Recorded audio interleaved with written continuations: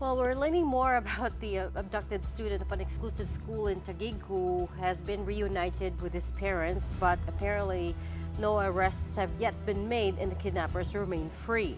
It was also a harrowing ordeal for the victim, who was held for almost a week and came out of captivity with a severed finger.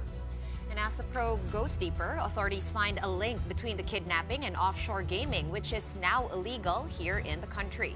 Maricel Halili has tonight's big story. It's just money.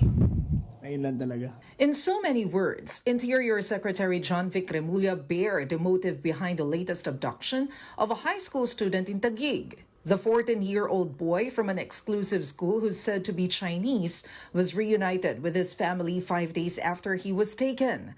Citing initial investigation, this was how the kidnapping went, according to the DILG. The teenager was supposed to head home from school at 2:40 in the afternoon, but on February 20, around 3:45 p.m., he was abducted. His parents reported him missing the following day, and authorities, including those from the PNP's anti-kidnapping group, went to work. They found a vehicle used to fetch the student in San Rafael, Bulacan, with the driver dead. Inside the car were photos, duct tape, and several fingerprints. Soon after, the student's abductors asked for a ransom of 20 million US dollars, or more than a billion pesos. The victim's family supposedly refused to pay the said amount. In time, the kidnappers released a video showing one of the boy's fingers being cut. It was at this point that the parents asked for proof of life. Pinakita yung bata na kumakanta ng paboritong awitin ng kanyang nakababatang kapatid. Kumanta yung bata, nakangiti naman, at nakita na, at mula sa video niya ay mukhang in good health. By Monday, February 24, the PNP anti-kidnapping group was able to identify the suspect's location via their very own cell phone signals. A hot pursuit operation was immediately carried out. Hours later, at around 8 in the evening, the victim was found in Parañaque in his pajamas, his hands bandaged. The kidnappers were nowhere to be found.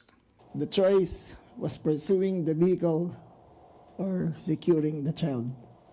Obviously, ang AKG, inuna yung bata. Kinuha yung bata, dinala sa ama, at nireconcile namin lahat.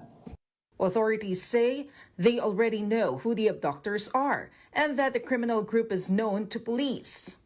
According to the police, all suspects are still at large. Since January, police have recorded 8 kidnapping incidents of similar nature, with 5 cases supposedly already resolved. DILG Secretary Remulla insists all these are connected to offshore gaming operations that have since been banned by President Bongbong Marcos. During the probe in the latest kidnapping incident, it was found that the patriarch of the student's family was once involved in pogos. There's no revenge. There's no revenge. Crime syndicate lang talaga.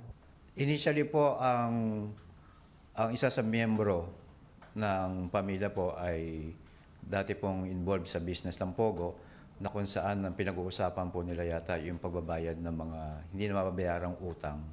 Wala pong nireport si Director AKG tungkol sa previous involvement. Ang sinabi lang po, tinitingnan din po yung anggulo natin ng Chinese versus Chinese. Even more worrisome, the suspects were getting help from Filipino ex-army and police officials. We are definite na ang perpetrators ay ginamit ang kanilang mga former bodyguards na awol na ngayon sa serbisyo ng AFP at PNP. For News 5, I'm Maricel Halili. We are One News.